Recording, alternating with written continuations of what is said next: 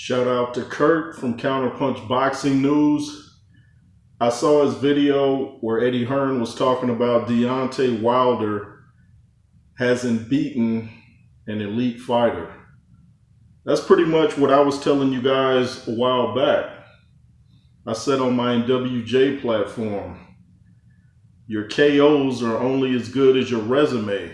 So if your resume is not that good, your KOs aren't that good.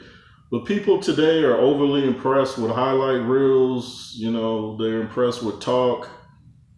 They're so impressed with Deontay Wilder's power. Now, like I said, of course the guy can punch. I think he's knocked down everybody he's fought. But who has he fought?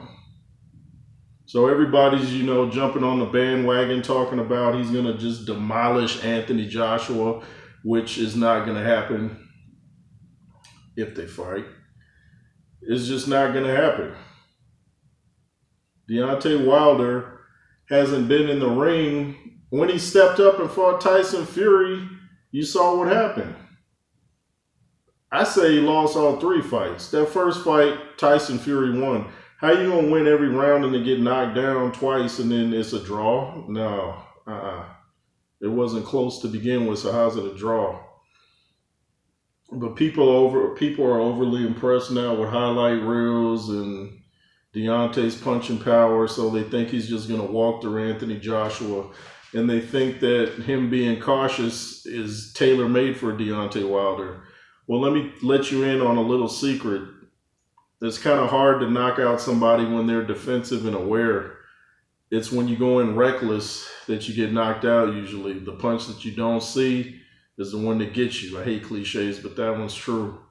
So if you go in there overly cautious, it might not be that, it may not make an exciting fight, but it's hard to knock out a guy that's overly cautious. They used to say Lennox Lewis was overly cautious, especially after he lost by knockout or TKO, which was political, seemed like, stoppage to Oliver McCall back in 1994. When he came back, they said he was overly cautious.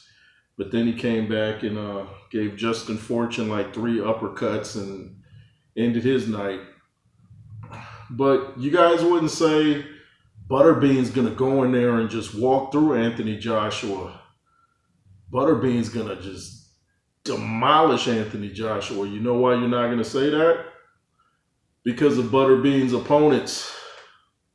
So why are we doing it with Deontay Wilder? Now, I'm not saying Deontay Wilder is fighting the same caliber opponents as Butterbean. No way. But I'm just saying you wouldn't make that argument. So go back and check the resume. But I'm starting to notice there's a couple platforms I saw with footage and everything saying that Anthony Joshua will beat Deontay Wilder.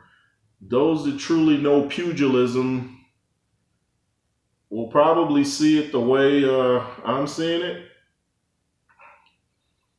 Because, for one, Joshua has more in the tool bag. Like I told you guys about Crawford. Joshua's got an uppercut. He's got an overhand right. He knows how to box. He knows how to move. Now, Deontay Wilder has an overhand right, and that's all he relies on most of the time. And his jab's not that great. He tends to do that, which is like almost hyperextending your elbow. Now, when he's hitting the pads with Malik Scott, he throws his jab right, seems like. But when he's in the actual fight, he does his sidearm action a lot, and he's just cocking the right hand. And like Showbiz said, shout out to Showbiz, when Deontay's doing this, pushing his gloves together, that's when you go in and attack. People have to stop believing the hype. If you've got one punch, it's going to be very difficult to beat a guy that's got many punches and can box and kind of make you look bad. Kind of like Crawford did Spence. Now, Spence can box, but Crawford just showed he was on a different level. So if you can box and just go in there with the game plan to take away the right hand of Deontay Wilder, it's going to be a long night or maybe a short night for Wilder. I just don't see Wilder winning this fight. He's got the puncher's chance, but like this platform I was watching, I forget the name of it, unfortunately, but the guy was saying, like I was saying, Joshua hasn't been down since that Ruiz fight. You might say, well, he was close to it in the Usyk fight, the first one. That was more fatigue than anything. That was in the 12th round, too. But he hasn't gone down since. And on his worst night, like I always say against Ruiz, he ended the fight on his feet. On Deontay's worst night, he ended the fight on his face. You have to take that into consideration and stop being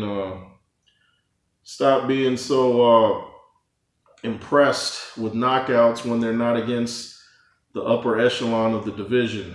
Class C fighters shouldn't be held in high regard like, man, this dude's power. Or we might as well, like I said, just start talking about Butterbean's fights like that. Man, dude, Butterbean, man, this dude hits harder than Mike Tyson. You see that Butterbean highlight reel? Dude, that man, dude, he's coming for Joshua, man. Stop. Cut it out. Anyway, do you guys agree with Eddie Hearn about Deontay Wilder hasn't beaten an elite fighter? Bermain Stavern, was he elite? Dominique Brazil, was he elite? Could have fought Klitschko. Didn't they have the same, weren't they under the same company, PBC or something? That fight didn't happen. Who's the elite fighters that Deontay Wilder beat? Lost by KO twice or TKO once and then KO to Tyson Fury. Really lost the first one, like I said earlier. So who did he beat? Jeopardy music's playing. Thanks for watching. LSR forever. Make sure to comment, share, subscribe, beat down the like button, and be fearless. Yeah.